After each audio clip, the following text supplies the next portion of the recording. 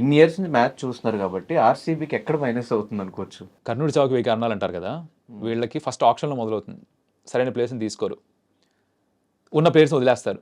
Like Chahal for example, ఆప్షన్లో ఎందుకు తీసుకోవాలి, అది హెసన్ కూడా చాలా సందర్భాలు చెప్పారు. అక్కడ వదిలేసిన ప్లేయర్స్ అందరూ బయటకు వచ్చి చాలా బాగా ఆడతారు. వీళ్ళు ట్రావిస్ హెడ్ వాళ్ళ దగ్గరే ఉండేవాడు, క్లాసన్ వీళ్ళ దగ్గరే ఉండేవాడు, షేన్ వాట్సన్ వాళ్ళ దగ్గరే ఉండేవాడు. ఇలా చాలా మందిని తీసుకుని వదిలేసిన వాళ్ళే. అదొకట. రెండు, గ్రౌండ్ వాళ్ళకు ప్రాబ్లం. బికాజ్ యూజువలీ ప్రతి టీముకి కూడా 7 మ్యాచెస్ ఇంట్లో ఆడాలి కాబట్టి 7లో ఎన్ని గెలిస్తే మ్యాక్సిమం ఒక 4-5 గెలవగలిగితే, 8 గెలిస్తే యూజువలీ క్వాలిఫై అవుతారు. 16 పాయింట్స్ వస్తే ప్లే ఆఫ్స్కి వెళ్ళొచ్చు. 14 వచ్చినా నెట్ అండ్ నెట్తో ప్లే ఆఫ్స్కి వెళ్ళొచ్చు. సో 16 రావాలంటే 8 విన్స్ కావాలి. సో హోమ్లో 7లో 4 or 5 గెలిస్తే ఈజీ అవుతుంది. ఆర్సీబీకి హోమ్ మ్యాచ్లే కష్టం, బయటికి వెళ్ళి గెలవడం ఇంకొంచెం ఈజీ. బికాజ్ అక్కడ కంటైన్ చేయడం, డిఫెండ్ చేసుకోవడం ఇబ్బందిగా ఉంటుంది కాబట్టి, వాళ్ళకి ఫస్ట్ సీజన్ నుంచి బౌలింగ్ సరిగ్గా లేదు కాబట్టి it's always been a challenge. దాంతోపాటు ఇంకో ప్రాబ్లం ఏంటంటే, అంటే మొన్నే ఒక పాడ్కాస్ట్ చూస్తున్న రాబిన్ ఉత్తపాది, he was mentioning this point, mind block అయింది నాకు. హైయెస్ట్ స్కోరర్ ఎవరు ఇండియన్ హైయెస్ట్ స్కోరర్ వాళ్ళకి? విరాట్ కోహ్లీ. దాని తర్వాత next highest Indian run scorer ఎవరు? Guess Dhanush, take a wild guess. ఆర్సీబీలోనా ఇప్పుడున్న ప్లేయర్స్ మొత్తం వాళ్ళ హిస్టరీలో, ఇప్పుడున్న ప్లేయర్స్ కూడా కాదు, 17 సీజన్స్లో విరాట్ కోహ్లీ తర్వాత highest number of runs scored by Indian batter ఎవరు? రాహుల్ ద్రావిడ్. ఓకే. ఇంకా ఇంకా ఏ ఇండియన్ బ్యాటర్ పైన వాళ్ళు ఇన్వెస్ట్ చేయలేదు 17 సీజన్స్గా. ఉట్టొక విరాట్ కోహ్లీ మీద dependency, Virat Kohli brand name మీద ఆర్సీబీ బ్రాండ్ నేమ్ పెరిగింది, కానీ టీం ఎక్కడా ఫామ్ అవ్వలేదు. ఒక ఏబీ డివిలియర్స్, క్రిస్ గేల్ ఉన్నప్పటికీ కూడా ఎక్కడ కూడా ఇండియన్ ప్లేయర్స్ ఇంకెవరు రాలే. ఓ విరాట్ కోహ్లీ మాత్రమే. కేఎల్ రాహుల్ ఉన్నాడు, వదిలేశారు. బెంగళూరు అబ్బాయి, అంటే కర్ణాటక అబ్బాయి, సరే మ్యాంగ్లూరులో పుట్టి పెరిగాడు, కర్ణాటక అబ్బాయి, వదిలేశారు. కరుణ్ నాయర్ వదిలేశారు, కరుణ్ నాయర్ పెద్దగా పర్ఫామ్ చేయలేదు. సరే కేఎల్ రాహుల్ అయితే పక్కకి పర్ఫామ్ చేస్తున్నాడుగా, ఎందుకు వదిలేశారు వాళ్ళకే తెలియాలి. ఎక్కడా కూడా ఇండియన్ బ్యాటర్స్ కనిపించరు మీకు. That's a huge problem. Logic అది అంటే ఇప్పుడు చూసే వాళ్ళకే అర్థమైనప్పుడు మేనేజ్మెంట్కి అర్థం కాదా అంటే, ఆ క్వశ్చన్కి ఆన్సర్ బహుశా వాళ్ళే ఇవ్వగలరు. సో ఆప్షన్లో తీసుకునే డెసిషన్స్, ఆ గ్రౌండ్ వాళ్ళకు పెద్ద ప్రాబ్లం. బికాస్ డిఫెండ్ చేసుకోలేరు. ఎందుకురా డిఫెండ్ చేసుకోవాలంటే బౌలింగ్ వాళ్ళ దగ్గర ఉంటుంది. Again goes back to the ఆప్షన్లో సరైన బౌలర్స్ని పిక్ చేయరు. అండ్ బ్యాటింగ్లో విరాట్ తర్వాత ఇండియన్ బ్యాటర్స్ కనిపించరు. That's your answer. Next season ఆడతారు సార్, కనిపించరు. అందరూ వెయిట్ చేస్తున్నది ధోని నెక్స్ట్ ఇయర్ ఆడతాడా ఎవ్రీ సీజన్ నుంచి ఇదే క్వశ్చన్. అండ్ ఈ సీజన్ ఆయన టాప్ నాచ్, అసలు ప్రతి బాల్ హిట్టింగ్. ఎలా అనిపిస్తుంది మీకు? ధోని ఫ్యాన్ గా చూస్తే బాగుంది అనిపిస్తుంది, రైట్? బట్ మన ఇండియాలో ఉన్న విచిత్రం ఏంట్రా అంటే, ప్రతి ఒక్కరికి హేట్ చేసే వాళ్ళు ఉంటారు, రైట్? ధోనిని కూడా ఎప్పుడు వేరే వాళ్ళ క్రెడిట్ తీసేసుకుంటాడు అని హేట్ చేసే వాళ్ళు చాలా మంది ఉన్నారు. విరాట్ కోహ్లీని కూడా హేట్ చేసే వాళ్ళు ఉన్నారు సర్ప్రైజింగ్లీ. రోహిత్ శర్మని హేట్ చేసే వాళ్ళు ఉన్నారు. అలాగే ధోనికి కూడా ఇష్టపడే వాళ్ళు ఎంతమంది ఉన్నారో, తన్ని ద్వేషించే వాళ్ళు అన్న పెద్ద తప్పు పడుతున్నా, ఇష్టం కొన్ని ఉన్న వాళ్ళు కూడా కాస్త మంది ఉన్నారు. వాళ్ళు ఏమంటారు, ఇంతే గొప్పగా బ్యాటింగ్ చేయగలిగితే పైకి వచ్చి బ్యాటింగ్ చేయొచ్చు కదా అని ఒక లాజిక్ వాడుతున్నారు. నా కౌంటర్ పాయింట్ ఏంటంటే, తను పైకి వచ్చి బ్యాటింగ్ చేయట్లేదు. This is reason for it. తను 100% ఫిట్గా లేడు, తన మోకాలు సహకరించట్లేదు, పరిగెత్తలేకపోతున్నాడు అంత ఫాస్ట్గా. కీపింగ్ లో కూడా ఇప్పటికి కూడా ఈజ్ వెరీ క్విక్. డైవ్ చేసి పడుతున్నాడు, కానీ is not that quick now. 42 సంవత్సరాలు, లాస్ట్ ఇయర్ నీ సర్జరీ అయింది, నొప్పితోటే ఆడాడు. లాస్ట్ ఇయర్ గ్రౌండ్లో కూడా కష్టపడుతూ పైకి లేవడం చూసాం. తను ఇంకా ఎందుకు ఆడుతున్నాడని అడగచ్చు. తను ఫ్యాన్స్ కోసం ఆడుతున్నాడు, చాలా సందర్భాల్లో చెప్పాడు. అలా సగం ఫిట్ ఉండి కూడా ఈజ్ కాంట్రిబ్యూటింగ్. పైకి వచ్చి ఆడొచ్చు కదా అంటే, అలా పైకి వచ్చి తన కోసం ఆడుకోవాలంటే తను ఇండియా కోసం కూడా నంబర్ 3లోనే ఆడేవాడు కెరీర్ అంతా కూడా. అలా ఆడలే, నంబర్ 7లోనే ఆడాడు. క్రెడిట్ తీసేసుకోవడానికి 7లో ఆడలేదు, ఫినిషర్ లేడు కాబట్టి తను ఆడాడు. ఆ స్పాట్ని తను సొంతం చేసుకున్నాడు. ఇప్పుడు ఆ లాస్ట్లో వచ్చి ఆడుతోంది, ఫ్యాన్స్కో ట్రిబ్యూట్ ఇస్తున్నట్టుగా అనిపిస్తుంది నాకు. సో మీరు ధోని ఫ్యాన్గా చూస్తే వీళ్ళు ఎంజాయ్ ఇట్. ఉన్నంతకాలం ఆడుతున్నాడు ధోని, ఆడుతున్నాడు చూడాలి, ఆడాలనే కోరుకుంటారు. ఇలా లాజిక్ వాడి పైకి రావచ్చు, అంతే గొప్పడైతే పైకి రావచ్చు కదా అనే వాళ్ళకి ఏం చెప్పడానికి లేదు ఇంకా. సో ఆఫ్టర్ ధోని రిటైర్మెంట్ తర్వాత ఆయన ఏ పొజిషన్లో మీకు చూడాలనుంది?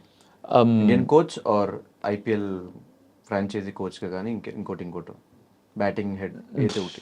నన్ను అడిగితే ఒక మెంటోర్గా ఉండాలి. ఐ మీన్ అది కోచింగ్గా లేకపోతే కోచ్గా కాకుండా ఇప్పుడు మెంటోర్గా కూడా ఉంటున్నారు కదా, ఐపీఎల్ టీమ్స్లో కూడా చూస్తున్నాం. ఇన్ఫాక్ట్ తను వరల్డ్ కప్ కూడా వెళ్ళారు, T20 వరల్డ్ కప్ కూడా మెంటోర్గా తీసుకెళ్లారు, కానీ ఆ వరల్డ్ కప్లో బయటకు వచ్చారు మన ముందరే. దుబాయ్లో జరిగిన దాంట్లో ఈ వాస్ దేర్. సో మేబీ ఆ రోల్ తీసుకుంటారేమో ఫ్యూచర్లో, తీసుకుంటే బాగుంటుంది. Because I think is a great strategist. తన మనుషుల్ని రీడ్ చేయడం కావచ్చు, సిచ్యువేషన్ రీడ్ చేయడం కావచ్చు, చాలా బాగా చేస్తాడు. అది చూసాం మనం. So I think it be great at that job. But again నాకున్న ఒక భయం కూడా ఏంట్రా అంటే, చెప్పపెట్టకుండా మాయపోతాడు మనిషి మనకి కలిపాడని. ఎందుకంటే అలానే రిటైర్మెంట్ అలానే ఇచ్చాడు కదా, సడన్గా వెళ్ళిపోతాడు. ఆయన చాలా సందర్భాలు చెప్పాడు కూడా, దట్ క్రికెటింగ్ కెరీర్ అయిపోయిన తర్వాత ఆర్మీకి వెళ్ళి అక్కడ సర్వ్ చేస్తాను అని. అలా చేసినా కూడా I won't be surprised. Cricket field మళ్ళీ కనిపిస్తాడో లేదో తెలియదు. I hope he stays with the game because I think ఇంకా ఇప్పటికి కూడా చాలా యాడ్ చేయగలరు వాల్యూ. బట్ జరగదేమో అనిపిస్తుంది నాకు. నాకు తెలిసి రిటైర్మెంట్ తర్వాత ఇప్పుడు లెజెండరీ మ్యాచెస్ జరుగుతున్నాయి, అవి ఆడడానికి ఉంటాయన అనుకుంటున్నా. మేబీ వెళ్ళాడంటే మాత్రం ఈ ఫ్యాన్స్ అందరం మళ్ళీ ఇప్పుడు అటు మీరు కూడా కామెంటరీ చెప్పుకుంటూ ఉండాలేమో. ఆయన వెళ్ళడేమో అక్కడికని నా ఫీలింగ్. కంప్లీట్గా రిటైర్ అయిపోయిన తర్వాతే ఇండియన్ ప్లేయర్స్ ఆడొచ్చు. అందుకని లీగ్ ఐపీఎల్ ఆడుతున్న ఎవరు ఆడరు. ఇప్పుడు అయిపోయిన తర్వాత అదే, IPL ఇది రిటైర్మెంట్ అయిపోతే నెక్స్ట్ సీజన్ నుంచి వీళ్ళు ఆడొచ్చు. సచిన్, విరాట్ కోహ్లీ, సచిన్, వీరేంద్ర సెహ్వాగ్, కరెక్ట్, గంభీర్, ధోని వీళ్ళందరినీ చూడొచ్చు కదా. కానీ వెళ్ళరని నాకు అనిపిస్తుంది. I don't think will do that. So next T20 world cup జరుగుతుంది. సో మీరు చూసిన ఈ 9 మ్యాచెస్ లో who is your playing 11 members అంటే ఏం చెప్తారు? 11 తీసుకోవడం కష్టం నరోష్. It's extremely difficult to pick 11. ఇంకోటి ఏంటంటే ఇండియాలో అందరం సెలెక్టర్సే. ఇప్పుడు ఎవరినైనా సరే ఎవరి ఇష్టం ప్రకారంగా స్క్వాడ్ అనౌన్స్ చేసేస్తారు. ఇక్కడ సర్టనిటీస్ ఎవరు అని చెప్పడం కొంచెం కష్టమేమో. బట్ ఐ థింక్ బ్రాడ్ బేస్లో అందరికీ తెలుసు. విరాట్ ఉంటాడు స్క్వాడ్లో అని తెలుసు. రోహిత్ శర్మ ఎలాగో ఈజ్ ద కెప్టెన్ అని చెప్పి చేసి అనౌన్స్ చేస్తారు ముందరే, రైట్. కీపర్గా రిషబ్ పంత్ వెళ్తాడని తెలుసు. సూర్యకుమార్ యాదవ్ గ్యారంటీగా ఉంటాడు, రైట్. సెకండ్ కీపర్గా I think Sanju Samson should go ఉన్న ఫామ్లో రిషబ్తో పాటు ఛాన్సెస్ ఉన్నాయి అంటున్నారు. బట్ దినేష్ కార్తిక్ చాలా సందర్భాలు ట్రై చేశారు ఇంతకు ముందర కూడా. But maybe my guess is that selectors Sanju Samson వైపు వెళ్ళొచ్చు అనుకుంటున్నాను. బికాస్ తను రాజస్థాన్ రాయల్స్ లీడ్ చేసిన విధానం కావచ్చు, తనకి చాలా కన్సిస్టెంట్గా మారిపోయాడు. డీకే కూడా బాగా పర్ఫామ్ చేస్తున్నాడు. Nothing, not to take anything away from him. But Rishabh Pant I think first choice. తను ఫిట్గా ఉన్నాడు, రన్ స్కోర్ చేస్తున్నాడు, కీపింగ్ చేస్తున్నాడు అంటే కళ్ళు మూసుకొని రిషబ్ పంతే ఆడతాడు 11లో, తన డౌట్ లేదు. Sanju Samson could be your second keeper. లేదు అంటే స్లాష్ దినేష్ కార్తిక్ అయి ఉండొచ్చు. But that be very disappointing Sanju's point of view. Bumrah గ్యారంటీగా ఉంటాడు, right. I think left arm seamer Arshdeep వెళ్తాడు. కుల్దీప్ యాదవ్ గ్యారంటీగా ఉంటాడు. రింకు సింగ్ ఉండాలని నేను అనుకుంటున్నా. దూబే ఉండాలని అనుకుంటున్నా అగైన్ నేను, బికాస్ తను ఆడుతున్న విధానం. Hardik Pandya actually question mark ఉంది ప్రస్తుతానికి, బికాస్ తను బ్యాటింగ్ సరిగా చేయట్లేదు, బౌలింగ్ సరిగా చేయట్లేదు. రెండిట్లో సరిగా చేయట్లేదు కాబట్టి తీసుకెళ్లాలా, తనకున్న టాలెంట్ మీద తీసుకెళ్లాలా, పర్ఫార్మెన్స్ మీద తీసుకెళ్లాలా.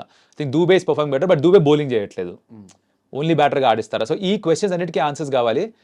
వీటి డిబేట్లో కూర్చుంటే ఇది ఇంకో గంట 2 గంటలు పడుతుంది. కాబట్టి సెలెక్టర్స్కి వదిలేసి టీం వచ్చిన తర్వాత వాళ్ళని తిట్టుకుందాం మనం. సో హైయెస్ట్ ఛాన్సెస్ ఎవరికి ఉన్నాయి ఈ సీజన్ విన్ అవడానికి? IPL T20 world cup? T20 ఆబ్వియస్గా ఇండియానే గెలవాలనుకుంటున్నాం అని అనుకుంటాం మనం.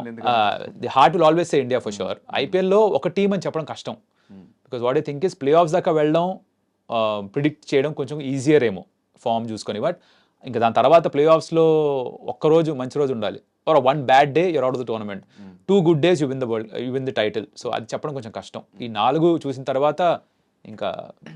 కానీ కొన్ని ఈ మధ్య కాలంలో విరాట్ కోహ్లీ ఒక రాంగ్ డెసిషన్ అని చెప్పి, నో బాల్ దాన్ని కరెక్ట్ ఫెయిర్ డెలివరీ అని చెప్పి ఇచ్చారని చెప్పి, ఏదో 4 వెళ్ళిన దానికి 6 అని, 6 వెళ్ళిన దానికి 4 ఇచ్చారని చెప్పి, ఇట్లాంటివి వచ్చినప్పుడు మీరు ఆ పొజిషన్ లో ఉన్నప్పుడు మీకు ఏం చెప్పాలనిపిస్తుంది మీకు ఆ టైంలో?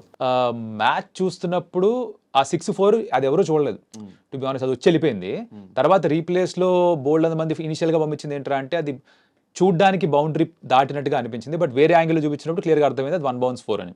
సో థర్డ్ అంపైర్స్ ఈ ఐపీఎల్లో చేస్తుంది ఏమిట్రా అంటే స్మార్ట్ రివ్యూజన్ తీసుకుంటున్నారు, త్వరగా డెసిషన్ ఇవ్వడానికి ఒక ప్రయత్నం చేస్తున్నారు.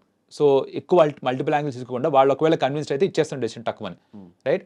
దాంట్లో భాగంగా ఐ థింక్ రీప్లేస్ కూడా ఎక్కువ చూడలేదు, 4 అని ఇచ్చారు. అది 4 6 కాదు నా ఉద్దేశంలో చూసిన తర్వాత. విరాట్ కోహ్లీది చాలా చాలా డిబేట్ వచ్చేసింది దీని మీద, ప్రపంచం 2గా చీలిపోయింది. నేను కూడా యాక్చువల్లీ నాట్ అవుట్ సైడే ఉన్నా. రీజన్ దానికి నా రీల్లో కూడా ఎక్స్ప్లెయిన్ చేశాను, సేయింగ్ దట్ టెక్నాలజీ ఎంతవరకు యాక్యురేట్ అని. అది టెక్నాలజీ ప్రిడిక్ట్ చేస్తుంది. ఇప్పుడు ఆ బాల్ అంత డిప్ అయిందని టెక్నాలజీ చెప్తోంది. నా కౌంటర్ పాయింట్ ఏంటంటే ఎలా తెలుస్తుంది అంత డిప్ అవుతుందని, 100% యాక్యురసీ ఎలా చెప్తున్నావు అని. ఎల్బిడబ్ల్యూలో కూడా ఎంపైర్ స్కోర్ అన్న కాన్సెప్ట్ ఉంది కదా, దానికి కూడా ప్రిడిక్షన్ ఎలిమెంట్ ఒకటి ఉంటుంది. దీనికి కూడా ప్రిడిక్షన్ ఎలిమెంటే. ఆ బ్యాట్ తగిలిన తర్వాత పాపింగ్ క్రీజ్ వరకు బాల్ని ప్రిడిక్ట్ చేయాలి. అది 100% యాక్యురేటా కాదన్నది నా క్వశ్చన్. సో నాకు క్లారిటీ లేదు. క్లారిటీ లేనప్పుడు క్రికెట్లో ఉన్న రూల్ ఏంటంటే బెనిఫిట్ ఆఫ్ డౌట్ బ్యాట్స్మెన్కి ఇస్తారు. కానీ ఇక్కడ ఈ టెక్నాలజీ వాడి ప్రతి బ్యాటర్ని మెజర్ చేస్తున్నారు కాబట్టి వేస్ట్ వరకు హైట్ ఇది, తర్వాత బాల్ ఈ లెవెల్లో ఉంది, ఇది అది నమ్ముతున్నావు సీజన్ మొత్తం ఇదే అంటే అందరికీ అదే వాడితే ఇక రూల్ అందరికీ ఒకటే కాబట్టి ఒప్పేసుకోవాలి.